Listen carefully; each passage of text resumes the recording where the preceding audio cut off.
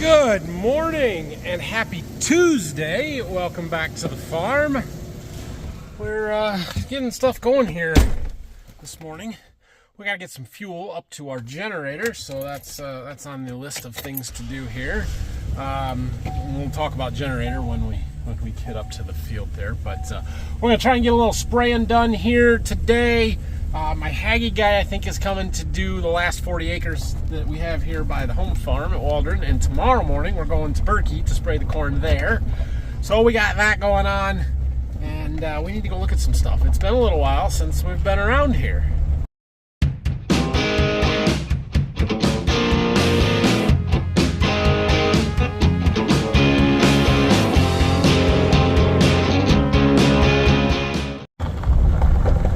So I'm taking the truck down. We're going to hook up to the fuel trailer and get fuel up to the field there. Irrigation is still running, been running pretty good most all weekend, and we're doing good there. This weekend, my wife and family and I, we took a short little mini vacation, went down to Kentucky to the Mammoth Caves. We did the Dinosaur World Touristy exhibit there while we were there, and then we went yesterday over to the Ark Encounter, which was a pretty cool thing to go and check out. So nice little trip to get away for 3 days here, but we're back to the farm and we got some work to do. We'll let that fill for a while there. We did actually catch a little bit of rain overnight. We had about 1/4 of an inch, so not enough by any means, but certainly helpful. So that is good. I just left the irrigation run though. We never even shut it down. Now, speaking of the generators, you guys will remember last week we were having some trouble with the breaker tripping on the generator up there at the irrigation field and kicking it out and having to go back. Well, the second time I called Dad on Saturday on our trip down to Kentucky and said, hey, the generator kicked out. Can you go reset it for me? He's like, I'm not doing this all weekend. So he went and got the other generator and swapped them out. So we've got this one in the shop here, and I was getting ready to work on taking this panel off so we can get in behind there and see if we can figure anything out with the wiring and see if there's mice in there, see what the deal is, and try and figure out why we're tripping that breaker. Well, you see anything? I don't see anything jumping out obvious, but it's sort of hard to see in there yet. Although there's a bunch of white wires that go through that with 2 connectors, so it's not a good sign in trying to trace down where our one goes. There's all the amp meters. Yeah, okay. Oh, all right, well, we got in there a little farther so we can actually see a little bit better here. I have good news and bad news, and it's the same news. There's nothing glaringly obviously wrong, which is probably good, but makes this a lot harder to diagnose, so that's bad. Yeah, frankly, I don't see any wires that look like they are chewed on or there's anything wrong with them. So what we're going to have to do, screwdriver, is try and do some either continuity testing or get the book out and go through the wire diagrams here a little bit, but we need to know where this wire ends up. We need to know which one it is where it comes out on the bottom here, whether it's one of these white wires coming over to something down here. I sort of doubt that. Whether it's, in fact, I'm sure it's not those because those are coming out of here. Whether it's through one of these wire harnesses, whether it's one of these or one of the amp meter ones over here, and maybe we can run a jumper wire or something, kind of eliminate that one from the system and see if that works. Although, how are we going to test it without taking this back up there and running it for a while? I don't know. I was hoping that we would find something glaringly obviously wrong so that we could fix it and then say, yep, we fixed it. We'll have to get back to that project. We got to take our fuel up, and then I think our Haggy guy is going to be here. So we've got the big generator up here. This one's 190 kW. The other one in the shop there's only 100 kW, which is more than enough to run our 25 horsepower well. But if it keeps tripping out, it doesn't do us any good, does it? So this one is overkill. It burns a little more fuel. We're not quite as efficient.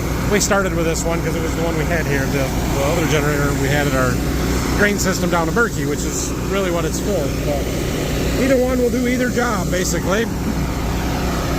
And so we're going to run this, and hopefully within maybe 2 weeks we'll have electric power company or power company power instead of having to run a generator anyway. So whatever, it's fine. Our bean planter got fixed yesterday, so that is good. We need to get her cleaned up and unhooked, put away. But at least it's more operational than it has been most of the spring as far as getting it unfolded goes. So that's good. We are going to spray here again in a little bit, but we've got to get that guy off and going. So he's coming in here. Like I said, we've only got a 40-acre field here that wasn't ready to be sprayed when he was here a week and a half ago.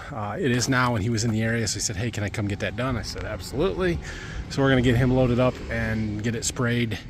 And then we'll get our sprayer out and finish some beans up. I want to do the plot field here, another field 40 acres down the road, and another little 9-acre piece. We'll get one load off at least, and then I've got another 2 loads after that to spray, and that'll be it. Loading. Children's, it's a bad spot to leave a go-kart. Anyway, he's off to do that 40 acres. We are going to spray down to Berkey tomorrow morning bright and early. I have to be there like 6:30. This is going to be a problem for me, but we'll do what we got to do. Anyway, I have a truck down in my seed warehouse looking to pick up boxes, so I got to go down there. Almost. We've almost made it. We're down to 1 row and 1 box and a couple stacks of pallets. So 62 pallets go on the truck that I think is coming tomorrow afternoon, and then the rest of the boxes, and we're done. And holy cow, what a year has it been with the seed shipping and return season. Back to my generator project here. So I'm doing a little continuity testing. I looked through the book.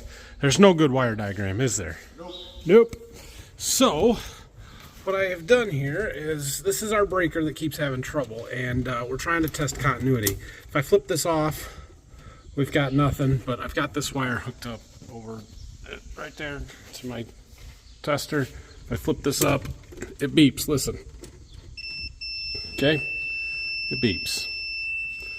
All right, so now the idea, and that's tied to that wire coming out the top there. I just put 2 wires in there. So then I was trying to figure out, where does that go? And I tested some of these white wires down here and didn't get anything. So then I came over here to these connectors that come through the wall, and we get nothing until we get to that wire. Hear it? That one has continuity. But can you flip that breaker? Can you reach it or not? So I'm on it, so we've got continuity, but when he flips the breaker, it goes off. It goes off, which means it's the wire on the bottom that's connected to that spot, not the wire on the top. That's not what I'm looking for. What's this? This is a fuel cell. Okay, so I don't think that's the one we're looking for, because the reason I say that is because of the way that these breakers are wired up here. There's a copper bar that connects these 2 on the bottom, which means it almost has to be the input side. You wouldn't have 2 breakers with separate inputs into one load. That wouldn't make any sense. It's got to go the other way. So that's the wire feeding into these breakers, which we know is good. But where does this wire up here go to? That's still what we got to find. But it doesn't connect to any of these with that breaker off, or any on the other plug over here. These wires were bad. Would it shut the engine off if there wasn't any fuel in it? Maybe. So now I did look at this and noticed that we have this pin and this pin that look a little dirty, which is one of the ones that we're connected to. So I've got some electrical contact cleaner. We're going to clean that stuff up and put it back together and then continue our search. All right, so I've done a little research and I found a wiring diagram that is somewhat similar, or it's just a newer version, but the numbers all match up. Did I show you? We've got some continuity here. I started testing things above the panel because I'm like, well, there's a lot of wires that come out of that wire harness before it ever goes down in there. Maybe that's one of them. It keeps breaking a circuit breaker and it keeps shutting off, so I'm trying to figure out why. Is that okay? Yeah. I gotta get a ladder, hold on. All right, so anyway, to the top of this breaker with this breaker off, we have continuity to this switch, which is our preheat glow plugs. We have continuity to the power side of our on-off switch, which makes sense. And we have continuity to our added auxiliary switch over here.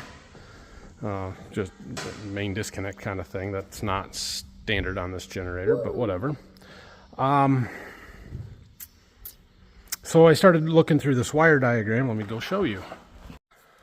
So I found this wire diagram that is for, I don't know, where does it say even? Doesn't say. Whatever, doesn't matter what it's for. But if you look at here, this looks an awful lot like that bank of circuit breakers, right? That first one there. And it says that it is a 6 amp, which ours is, circuit breaker MCB1. And if you happen to look at the wire coming off of there, it says MCB1, miniature circuit breaker 1. And then the next one, MCB2, we've got a whole bunch of them there. Also shows it's 2 amp. Okay, so let's scroll down here a little bit. And we find this diagram. It is a lot. Do you know what all those lines mean? No. No. Well, they're wires. And you got to figure out where they all go. Okay, so we're starting to look in through here, and I see these. Here's MCB 3, 4, and 5. Well, that's not what we're looking for, so I kept scrolling. And here's MCB 1 and MCB 2, which are tied together on the bottom. Yep, that's exactly what we've got. So then we start tracing. All right, here's MCB 1, and then we have a wire coming off labeled 7A, which we also have labeled 7A wires coming out of that breaker. Or, yeah, that's correct. And it has several different places that it is going, including to a fuel gauge, ECM on. I don't know what the on, if that actually means on or if there's something more there. ECMR, which is a relay. There's a power module. I'm not sure where that power module goes, but anyway, a lot of that stuff is coming back over to the engine side of it. You know, follow these down and we're tied into the glow plug relay, engine crank relay, fuel control relay. That's for starting, obviously. If you follow this one over here down, and it's tied into a shutdown and fuel level gauge and fuel sender switch and emergency stop button. Anyway, I have a theory based on what all of these things are tied into. Let's go look at something. So I saw all that stuff and I'm like, huh, that got me thinking a little bit. And then, you know, we changed the oil up there a while ago, but it was a while ago. And I wonder what the oil looks like now that it's sitting in the shop on level concrete and level ground. Just a tiny little drop on the end there. What are the chances that there is a safety in this relay, in this system, that when the oil is low, whether it's oil level or an oil pressure or whatever gets low, it trips that breaker as a safety to protect this engine? So, as far as I'm concerned, this is the solution. Well, it runs, but that doesn't really mean anything because it ran before too, just temporarily. All right, we're gonna try that, I think. Got our sprayer up, time to go spray. I think we're just gonna do one load today, so we're gonna do this field, plot field, but we're gonna do that at the end of this load. We got another one down here on the corner that's 46 acres, and then across the road there's 9 acres, and then there's 24 out here. So we'll get most of all of that done on this tank load, and that takes us down to 3 loads. I was wrong. I got 3 farms left to do, but they're like 60 acres, 64 acres, and 72 acres, so none of them will be full loads. We've got a nice big fresh chicken litter pile in this field. We'll go over that. It'll be fine. I turned the boom off. Alright, let's finish this one up here. Get going, I guess. Finishing up and getting started are about the same thing when you're spraying, because it does not take very long to get across the field. Holy cow, you guys, I missed it because I couldn't get my camera out fast enough, but I just about ran a deer over. Like, he was right there when he took off running. Oh,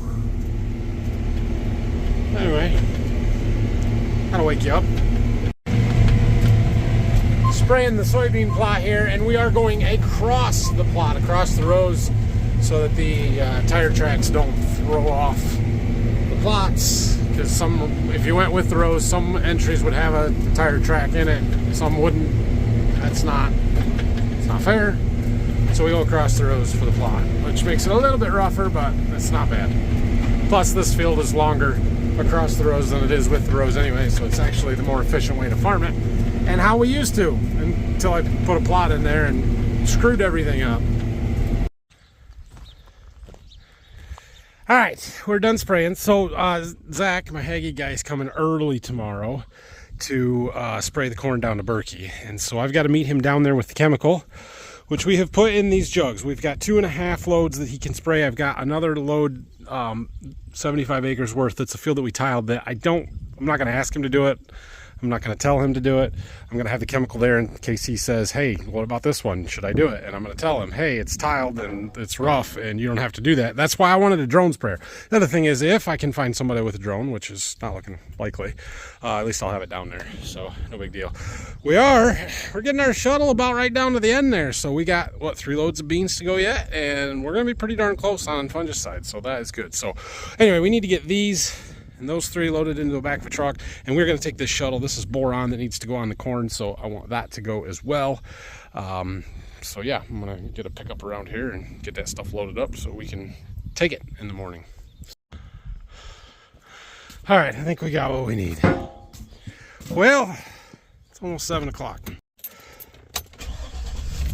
Time for me to go home. Oh, I need to grab the drone. Tomorrow's my last chance to get drone footage of a Haggy. We're going to try and do it. Okay, we got that. All right, well, we had a productive day. I got a lot done, a little bit of spraying. I think maybe we fixed our generator. Maybe, I don't really know, but maybe. We got stuff ready to go for tomorrow. What else did I do? I don't remember. I got a bunch of stuff that I didn't get done that I wanted to, like mowing my lawn. And I would like to get our bean planter put inside. I would like to get our bean head put inside. I haven't got to those things yet. It'll happen. The double crop beans are growing. I don't know if you can see them, but they're definitely coming up better, or getting up above the wheat, starting to. We'll check out the ones down to Berkey tomorrow while we're down there. This shouldn't take that long down there. We should be able to finish it up before lunch pretty easily. And then we'll come back here and keep working on some other stuff. Oh yeah, we got the generator fueled up at the irrigation field today. We got to get fuel in the actual 360 rain itself tomorrow, hopefully. Hopefully it'll be in a good spot to do that. But yeah, things are doing all right. We need to take a look through our corn a little bit closer and start doing some more scouting again. Looking for tar spot. We'll look down to Berkey tomorrow while we're there. And I don't know, I'm starting to see some pretty severe pictures from a little ways away. Guys down in Brian's area, in Brian's farming videos, yeah, they're getting hammered with tar spot right now. And they're super dry, so we're pretty fortunate that we've caught the rain and we're in the shape that we are. I don't need to take my landscape fabric to Berkey, so we're gonna throw this out here. Yeah, we're sitting in really good shape. We're pretty fortunate. There's more chances of rain throughout the week. We need more. And that's not being greedy. We just need some more. So anyway, hit that like and subscribe button. Questions and comments, leave them down below. We'll see you guys tomorrow.